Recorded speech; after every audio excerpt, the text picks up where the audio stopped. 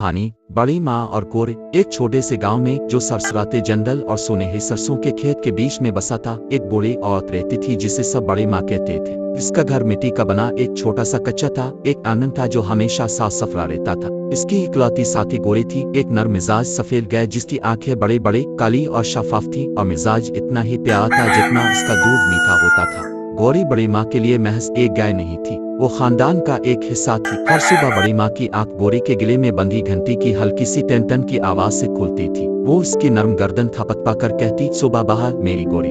गौरी का दूध गाढ़ा और जागदार होता था, कुछ बड़ी माँ की चाय के लिए, कुछ गांव की चाय वाली दुकान पर बेचने के लिए जिससे वो आटा और तेल खरीदती थी। एक रात जब पहाड़ों से ठंडी हवा चल रही थी, गांव में एक और तरह का मेहमान आया। दो आदमी भूखे और दुबले पतले साय की तरह चुपके से अंदर घुसा।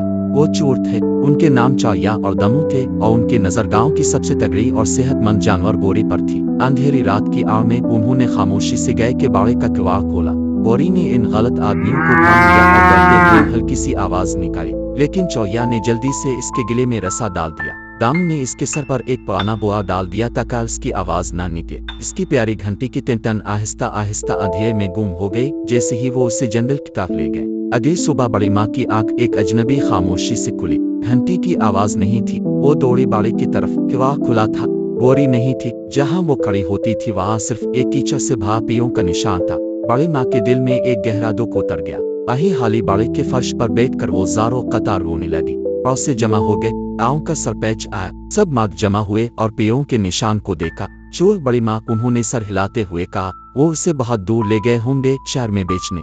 लेकिन बड़ी माँ महज एक बूढ़ी औरत नहीं थी, वो गांव की औरत थी जिसका हौसला पुराने बरगद के दांत की तरह मजबूत था। वो आंगन में बैठी रोई नहीं बल्कि सोचने लगी। दांत पर एक कालीचे बैठी इसे देख रही थी जिसकी चोंच टेढ़ी थी। इसका और बड़ी माँ का एक समझौता था, कभी कभार वो इसके लिए दीवार पर रोटी का एक टुकड़ा रख देती थी। धरा इसने आवाज दी कांपते हुए लहजे में, तू ऊपर से सब कुछ देखता, क्या तूने देखा मेरी गोरी को कहाँ ले गए? बारा ने सर झुका, इसकी तेज आंखें चमक उठी। इसने एक तेज सी सीटी बजाई। उसने देख लिया था, इसी वक्त भूसे के ढेर से एक छोटा चाआ निकला। ये चिकी था जो इस रात बाड़ के पास से गुजर रहा था और सब कुछ सुन लिया था। इसने इन चोरों की सरगोशी सुन ली थी, जल्दी करो पुराने कुएं तक, इस गाय को लेकर चलो। बड़ी माँ चिल और चोए की जबान नहीं समझती थी, लेकिन वो उनका बर्ताव जरूर समझ गए।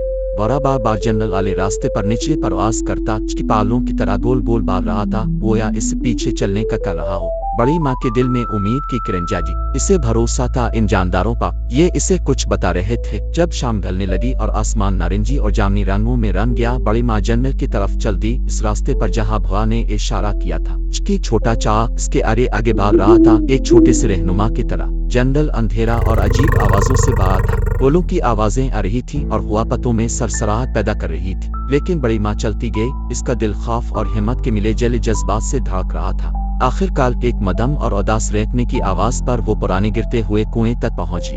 एक शेरगाह से झांक कर उसने देखा, गौरी को खुश्क कुएं के अंदर एक खूंटे से बांध रखा था। दो चोर चौया और दामू एक छोटी सी आग के पास बैठे कुछ शके गिन रहे थे। कल सुबह हम उसे शहर के बड़े बाजार में ले जाएंगे, चौया कह रहा था। अच्छा दाम मिलेगा। बड़ी माँ का खून खोल उठा, इसे चालाकी से कामयाना था। वो खामोशी से पीछे हटी और गांव वापस आई, और नहीं बल्कि सीजी चाय वाली दुकान पर। मर्दों को बता दो, इसने चाय वाले से सरगोशी की, उनसे कहो पुराने कुएं पर आए। लेकिन सब इकट्ठे नहीं, एक एक करके आए और रात की तरह खामोश रहे। और किसी से कहो गौरी की घंटी लेकर आ।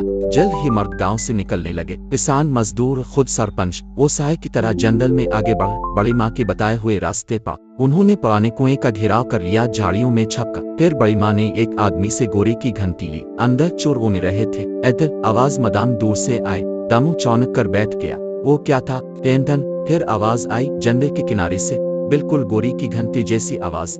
ये वही है। चौया ने सिसकारी भरी, दौड़ते हुए उठ खड़ा हुआ। आको इससे। दोनों चोर आवाज की तरफ भागे, दरख्तों में गायब हो गए। जैसे ही वो गए, गांव के मर्द झाड़ियों से बाहर आए। वो कुएं की तरफ लपके और जोर लगाकर लकड़ी का भारी पहिया हटा दिया। उन्होंने जल्दी से इसे खोल दिया और कुएं से बाहर निकालने में मदद की। उधर जंगल में गहराई तक घंटी की आवाज चोरों को दूर ले गए। वो इस आवाज का पीछा करते रहे सारी रात, कभी इसका सुराग ना पा सके, जबकि गांव वाले चुपके से गौरी को घर ले आ। अगली सुबह सूरज एक बिल्कुल मुख्तलिफ मंजर पर निकला। गौरी वापस अपने बाड़े में थी, खुशी से भौसा चबा रही थी। बड़ी माँ इसका दूध दौड़ रही थी। दीवार पर भुआ चिल अपने पर साफ कर रहा था और जमीन पर चिकी चाह खेल रहा था।